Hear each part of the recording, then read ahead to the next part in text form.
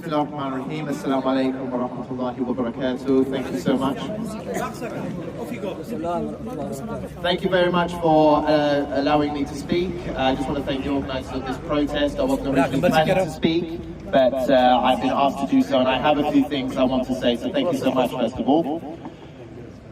Just for anyone who doesn't know, my name is Robert Carter, but my friends call me Muhammad Ali. I'm a British journalist who's been covering this story for quite some time.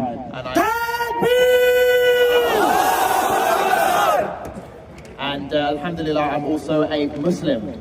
I'm also a Muslim. I converted to Islam when I was about 16, 17, and I can say without a shadow of a doubt, it was the greatest decision I ever made in my life.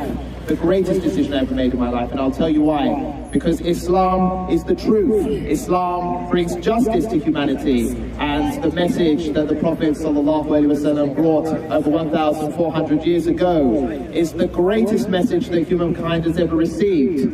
Now, I have a message to the Swedish authorities. I may be English now, but my ancestry comes from Scandinavia, so alhamdulillah, I am proof that a Scandinavian can embrace Islam and make it a better person. Sweden, your fear, your irrational ignorance regarding Islam and regarding Muslim immigration to Europe is based on a shameful disregard for understanding what truth and justice is really all about. You claim to be a great example of democracy, a great defender of freedom of speech, but yet you are the burners of literature, the burners of poetry, the burners of one of the greatest message, the greatest book that has ever been created in this dunya, the Holy Qur'an. You guys are hypocrites, shameless hypocrites, who do nothing but defend hate speech by a minority of extremists and hate preachers. You should be ashamed of yourselves.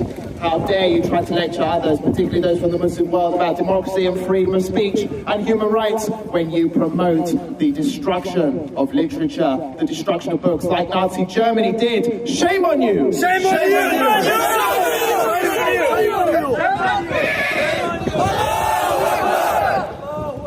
The fact of the matter is that Muslims put up with enough already.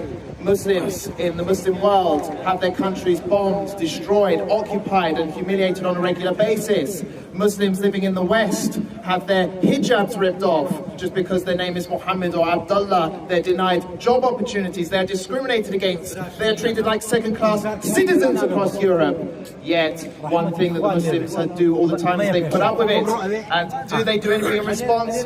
Barely anything. But what they do say is that our red line, you can insult us, you can discriminate against us personally, but don't even think that you're going to try to humiliate or attack or desecrate our beloved Holy Qur'an, our beloved holy religion, our beloved legacy and image of the Prophet ﷺ, because if you do that, then there will be a reaction like you have never seen before.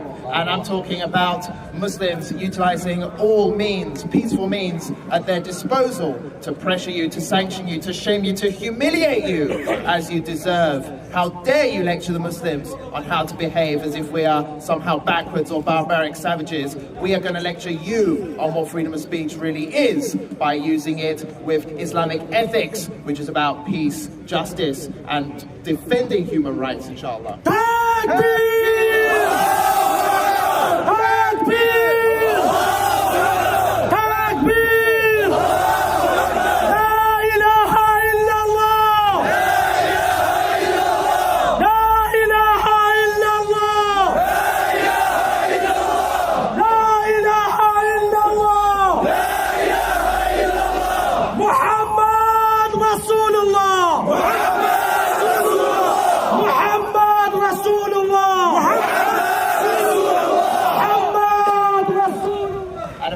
Final message from me. The fact of the matter is, to you rat-faced Quran burners like this hideous individual who dared to desecrate the Quran on Eid Day.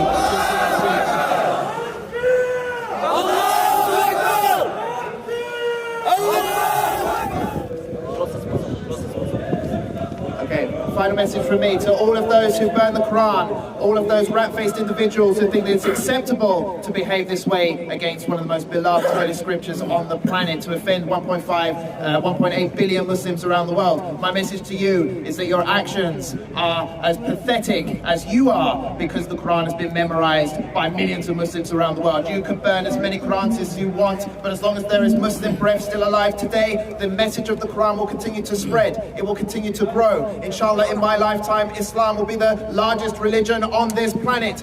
Islam has survived the greatest, most powerful empires have attacked Islam, have attacked the Muslim world. The Mongols, for example. And what happened in the end? They converted to Islam, inshallah, and Islam continued to spread. So my message to you is clear. Do what you want. Allah is the greatest of planners. Allah subhanahu wa ta'ala will humiliate you in the end, just as he humiliated Sweden previously. And I urge the Muslim world to continue its actions to defend Islam, to defend Allah and his message, because ultimately, if the Muslim world comes together, then there is nothing stopping us. And I think that the numbers that we've seen come out globally, putting Sweden on the back foot, making them apologize and admit that their actions has been Islamophobic, that is the greatest victory that we can achieve. We don't even need Muslim governments to force this. We just need to utilize the power of the Muslim Ummah through mobilization. Thank you very much. Assalamu alaikum wa rahmatullahi wa